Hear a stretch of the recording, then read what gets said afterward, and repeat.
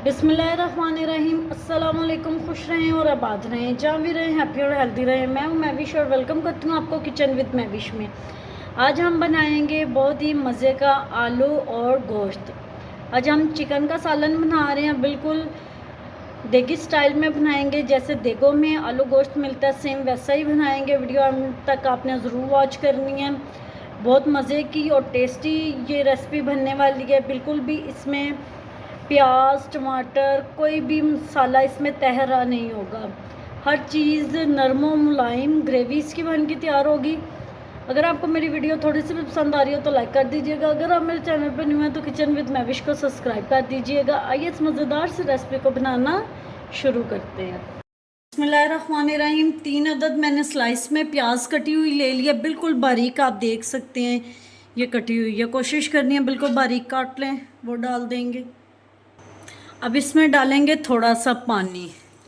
अभी हमने ऑयल नहीं डालना, आपके सामने मैंने थोड़ा सा इसमें पानी डाला है। प्याज हमारा अच्छे से गल गया था और इसको मैंने ब्लेंड कर लिया। अब इसमें 1 कप मैंने कुकिंग ऑयल डाल दिया। अगर आप चाहें तो आप घी भी यूज़ कर सकते हैं। अब इस प्याज की हमने अच्छे से पहले भुनाई कर लेनी है कि इसमें अगर कोई पानी भी है वो खुश्क हो जाए और प्याज हमारे अच्छे से भुन जाए। प्याज हमारा अच्छे से भुन गया। अब इसमें डालेंगे 2 टेबलस्पून लहसुन और अदरक का पेस्ट।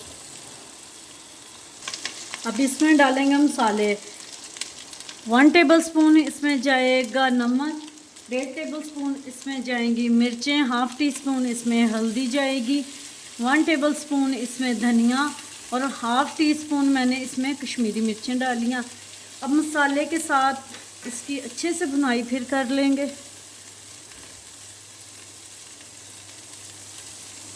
मसाले की अच्छे से भुनाई हो गई है। अब इसमें 1 किलो चिकन डाल देंगे। अब इसकी भी अच्छे से भुनाई कर लेंगे।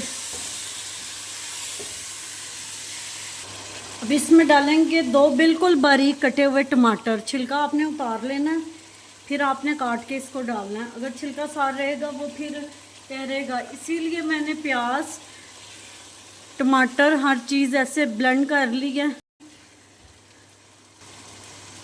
क्योंकि जिसमें प्याज और टमाटर तैरता हो वो अच्छा नहीं लगता।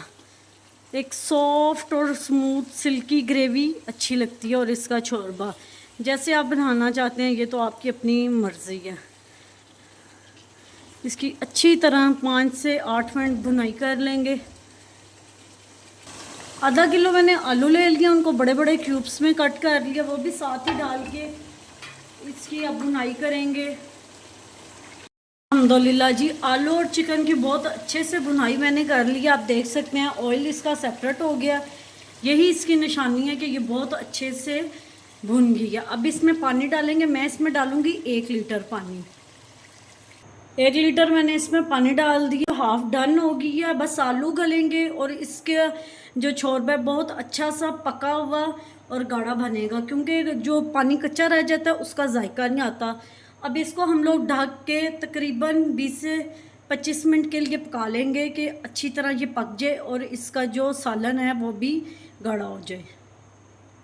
अल्लाह जी, हमारा आलू गोश्त बन के तैयार है। मुझे थोड़ा सा ज़्यादा शोरबा चाहिए था इसलिए मैंने ज़्यादा रखा है। अगर आप चाहें तो आप इससे कम भी कर सकती हैं। थोड़ा सा हरा धनिया आप इस पर डालेंगे। उम्मीद करती हूँ आपको मेरी आज की रेसिपी पसंद आई होगी। पसंद आई हो तो लाइक शेयर कमेंट ज़रूर कीजिएगा। Thanks for watching. मिलते हैं नेक्स्ट वीडियो के साथ, तब तक के लिए अल्लाह हाफिज़।